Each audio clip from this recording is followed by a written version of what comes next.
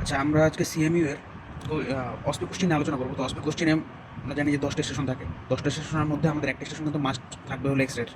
তো X ray যে স্টেশনটা থাকে সেই স্টেশনে মূলত আমরা লাং অ্যাবসেস বা ক্রনিক প্যাঙ্কাইটাইটিস, তারপর প্রলিফিউশন, অনেক pneumothorax, bronchial carcinoma, cavity acute syndrome, COPD, তারপরে তোমার হচ্ছে কার্ডিওমেগালি, এসব এক্সরেগুলো মূলত দেওয়া হয়ে থাকে।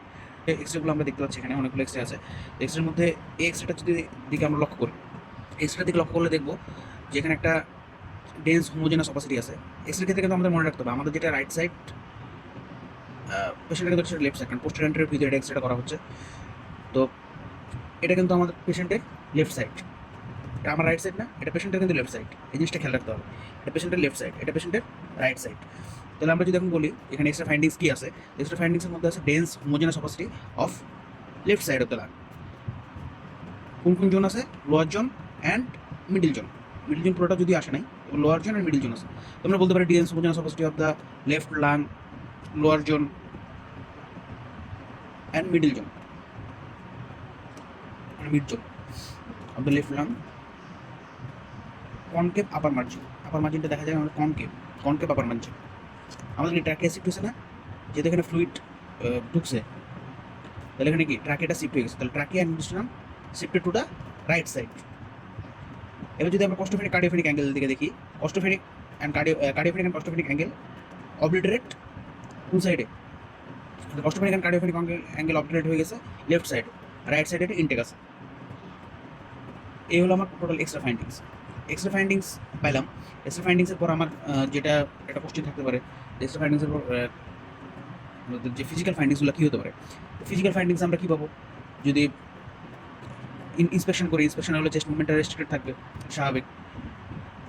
তারপরে পালপেশন যদি করি, পালপেশনে আমরা কী পাবো? ভোকাল ফিমিটাসটা এখানে পাবো ডিমিনিসড, রিডিউস। ভোকাল ফিমিটাস যেখানে ডিমিনিউসড, সেখানে ভোকাল রেজোনেন্সও ডিমিনিস পাওয়া যায়। তো অসকালটেশনে আমরা ভোকাল রেজোনেন্সটা কী পাবো? ডিমিনিস। আর পারকাশন যদি করি, পারকাশনে হিস্টোনাইডাল পাওয়া যাবে। আরেকটা কী আছে আমাদের? Inspection, palpation, percussion, auscultation. অসকালটেশনের বেস সাউন্ডটা ডিমিনিসড পাবো। তো এই গেল আমার overall extra findings and physical examination বা ফিজিক্যাল এক্সামিনেশনের ফাইন্ডিংস।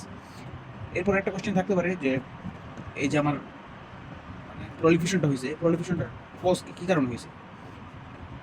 তো কজ কী হতে পারে? কজ হতে পারে টিউবারকুলোসিস, নিউমোনিয়া। এদের তো আমরা জানি যে প্রথম কজই বলবো টিউবারকুলোসিস, নিউমোনিয়া। এখন যদি 4টা কজ জানতে চাই, সেক্ষেত্রে আমাদের আরও 2টা জানতে হবে, যেমন ব্রঙ্কিয়াল কার্সিনোমা হতে পারে, লিম্ফোমা হতে পারে, কানেক্টিভ টিস্যু ডিজিজের কারণে হতে পারে। তো এগুলো আমরা বলবো। এটা যদি আমরা একটু দেখি, লক্ষ্য করি, এই যে রেডিওলজিক্যাল ফাইন্ডিংস এগুলো যেগুলো বলছিলাম ওগুলো আছে, কজগুলো বলা আছে এখানে। আচ্ছা, ইনভেস্টিগেশন আর কি দিতে পারে? ইনভেস্টিগেশন এর বাইরে যদি ইনভেস্টিগেশন করি, তাহলে কমপ্লিট ব্লাড কাউন্ট একটা করবো উইথ ইএসআর। প্লোরাল ফ্লুইডের, যেহেতু প্লোরাল ফ্লুইড আছে আমার এখানে, প্লোরাল ফ্লুইড স্টাডি করতে হবে, প্লোরাল ফ্লুইড স্টাডি। মন্টোস টেস্ট করতে পারি যদি টিউবারকুলোসিস সাসপেক্ট করি সেক্ষেত্রে। আবার যদি প্লোরাল বায়োপসিও করতে পারি।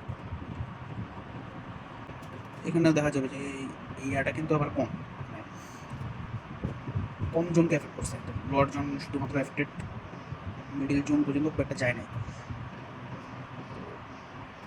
এই হলো আমাদের প্রলিফিউশনের কোশ্চিন। ট্রিটমেন্ট তো আমরা জানি যে প্লোরাল ফ্লুইড অ্যাসপিরেশন করতে হবে। প্লোরাল ফ্লুইড অ্যাসপিরেশনের বাইরে আমরা কজে ট্রিটমেন্ট করতে পারি। যেমন আমরা এখানে কজ বললাম টিবি, তো টিবি যদি টিবির কারণে হয় তাহলে টিবি ট্রিটমেন্ট করতে হবে, এরকম আর কি। এর এর বাইরে মানে প্রলিফিউশন থেকে আর কোনো কোশ্চেন সচরাচর আসে না আমরা যতগুলো কোশ্চেন করছি। তো এটা মেনলি এই চিত্রটা আমাদের ক্লাসিক্যাল চিত্র, এটা দিয়েই অস্পি কোশ্চেন সবচেয়ে বেশি হয়। তো আমরা যে ফাইন্ডিংসগুলো পাইছি প্রলিফিউশনের জন্য, সেম ফাইন্ডিংস মানে ফিজিক্যাল ফাইন্ডিংস যেগুলো বা ক্লিনিক্যাল ফাইন্ডিংস, অনেক এক্সামিনেশনের ফাইন্ডিংস যেটাই বলি না কেন, সেই ফাইন্ডিংস যা পাইছি সেম ফাইন্ডিংসগুলো পাওয়া যায় আর কোথায়? নিউমোথোরাক্সে। তো নিউমোথোরাক্সে সব কিছু সেম থাকে, ফাইন্ডিংস মানে ফিজিক্যাল ফাইন্ডিংসগুলো, শুধুমাত্র পারকাশন নোটটা এখানে থাকে কি হাইপার রেজোনেন্ট। তো আমাদের মনে রাখার সুবিধার্থে যেহেতু এর ক্লিনিক্যাল ফিচার আর মানে প্রলিফিউশনের ক্লিনিক্যাল ফিচার আর নিউমোনিয়ার ক্লিনিক্যাল ফিচার সেম, সেক্ষেত্রে আমরা নিউমোনিয়ার আবার যদি আমরা বলি ট্রিটমেন্টের ক্ষেত্রে, ট্রিটমেন্টে যদি আসে নিউমোথোরাক্সের, সেক্ষেত্রেও আমরা এখানে যেমন প্লোরাল ফ্লুইড এক্সপিরেশন করতেছিলাম, নিউমোথোরাক্সে যে আমরা কী করি এয়ার এক্সপিরেশন করি, এক্সপায়ার আউট করে ফেলতে হয়। এর সেকেন্ড মানে ইমিডিয়েটলি হলো সেকেন্ডারি কোস্টাল স্পেস, আর পরবর্তীতে আমরা যেটা করি ওয়াটার সেপ ড্রেনেজ পদ্ধতি। যদি আবার সিওপিডির সাথে থাকে মানে প্লাল ইফিউশন নিউমোথ্রাক্সটা যদি আবার সিওপিডির সাথে থাকে, সেক্ষেত্রে আমরা শুধুমাত্র ওয়াটার সেল ড্রেনেজ করি আর কি, সেফটি ট্রায়াঙ্গেল দিয়ে। তো আমাদের সাথে কিন্তু প্রলিফিউশনের সাথে আমাদের নিউমোথ্রাক্সের মোটামুটি সব কোশ্চেন কভার হয়ে গেছে। শুধু আমরা যদি এখন এক্সট্রা ফাইন্ডিংসের ক্ষেত্রে আসি, এক্সট্রা ফাইন্ডিংসের ক্ষেত্রে কিছুটা আলাদা। কারণ আমরা যদি এক্সট্রাটা দিকে লক্ষ্য করি, হাইপার ট্রান্সলুসেন্ট হয়ে গেছে না, ট্রান্সলুসেন্সিটা বেড়ে গেছে। তাহলে hyper translucent lung field of the right side কিন্তু হাইপার ট্রান্সলুসেন্ট হয়ে গেছে। আমাদের যে ব্রঙ্কোভাস্কুলার মার্জিন, এটাকে তো খুঁজে পাওয়া যাচ্ছে না, এখানে খুঁজে পাওয়া যাচ্ছে না। কস্টোফেনিক কার্ডিওফেনিক অ্যাঙ্গেল ইনটেক আছে। আমরা যদি কার্ডিওফেনিক অ্যাঙ্গেল দেখি, কস্টোফেনিক অ্যাঙ্গেল দেখি, দুটো কিন্তু আমাদের ইনটেক আছে। আবার রিব মার্জিনগুলো যদি দেখি, রিব মার্জিনগুলো একটু ভার্টিক্যাল শেপে চলে গেছে না, বাট ট্রাকিয়া আর মিডিস্টার্নাম শিফট করছে কোন দিকে, যেহেতু আমার সমস্যা হচ্ছে এটা হলো আমার রাইট সাইড পেশেন্টের, রাইট সাইডে যেহেতু সমস্যা, সেক্ষেত্রে এগুলো শিফট করে গেছে লেফট সাইডে। তো এই হলো আমাদের এক্সট্রা ফাইন্ডিংস। তারপর আমরা একটু দেখে ফেলি, দেখে নিই। হ্যাঁ, increase translucence of the lung field, যেটা বললাম হাইপার ট্রান্সলুসেন্ট লাং ফিল্ড থাকে। তারপর বলতেছে কি অ্যাবসেন্ট ব্রঙ্কোভাস্কুলার মার্কিং, যে ব্রঙ্কোভাস্কুলার মার্কিং এখানে থাকে, যেগুলো আমরা অ্যাবসেন্ট দেখছি এফেক্টেড সাইডে। ট্রাকিয়া মিডিস্টার্নাম শিফট করছে কোন দিকে, অপোজিট সাইডে। কলাপস লাং মার্জিন, যে আমাদের এই লাং মার্জিনটা এখানে কিন্তু কলাপস করছে। আর মিডিস্টার্নাম শিফট করতে লেফট সাইড, তো বললাম। তো ওখানে যেমন আমরা বলতেছিলাম যে টিবি বা ইয়ার কারণে হয়েছে, নিউমোনিয়া, টিবি যেগুলো কজ বলতেছিলাম, সেরকম আমরা নিউমোথ্রাক্সের ক্ষেত্রে কজ বলতে পারি কি সিওপিডি, এফএসএপিনাস, বুলা, রাপচার, সাবপ্লুরাল ব্লেড, পালমোনারি টিউবারকুলোসিস। এবার যদি আমরা পরের কোশ্চেনটার দিকে লক্ষ্য করি, মানে পরের এক্সের দিকে চলে যায়, এখানে দেখা যায় একটা ক্যাভিটি রিলেশন আছে। ক্যাভিটি রিলেশন আছে না, ক্যাভিটি রিলেশন আছে। সাইড দিয়ে এয়ার ফ্লুইড লেভেলও দেখা যায়, এই যে ক্যাভিটি সাইড দিয়ে আবার এয়ার ফ্লুইড লেভেল। তো এটা অকুপাই করছে কোনজনকে, আমার এটা বলছিলাম কি পেশেন্টের লেফট সাইড। তাহলে লেফট সাইডের মিড জোনকে এটা অকুপাই করে ফেলছে।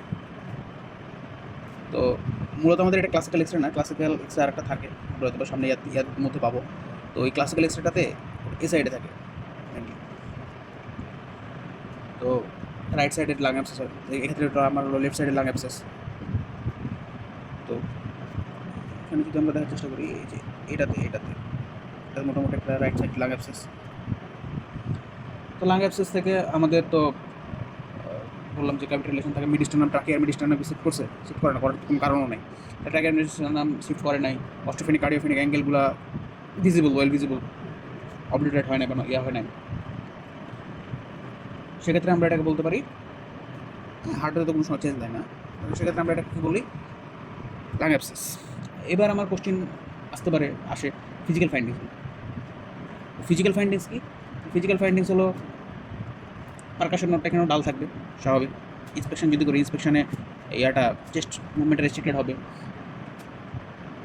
তারপর আমরা যদি পালপেশনে যাই, পালপেশনে ভোকাল থিমিটাস সেটা ইনক্রিজ থাকে। আবার যদি পারকাশনে যাই, পারকাশনে গেলে আমরা কী পাবো, ডাল যেটা বললাম। অসকালটেশনে আমরা পাবো ব্রেথ সাউন্ডটা হলো ডিমিনিশড থাকে, আর ক্র্যাকেল থাকতে পারে, বা এরিয়াতে ক্র্যাকেল সাউন্ড আমরা যেটা বলি, সে ক্র্যাকেল সাউন্ডটা পাওয়া যেতে পারে। এছাড়া আর কি পাই, ফিজিক্যাল ফাইন্ডিংস তো গেল। এছাড়া আমরা যদি ক্লিনিক্যালি চেক করি, ক্লিনিক্যালি দেখা যাচ্ছে তার ফিভার পাওয়া যেতে পারে, ক্লাবিং থাকে, তাদের মধ্যে লেথার্জিক থাকতে পারে, ফাউল ব্রিথিং থাকে অনেক সময়। তো এই জিনিসগুলো আমাদের মাথায় রাখতে হবে। সচরাচর আসবে না, মানে ওভাবে কোশ্চেনটা করে না। পরের কোশ্চেনটায় আসে ম্যানেজমেন্ট।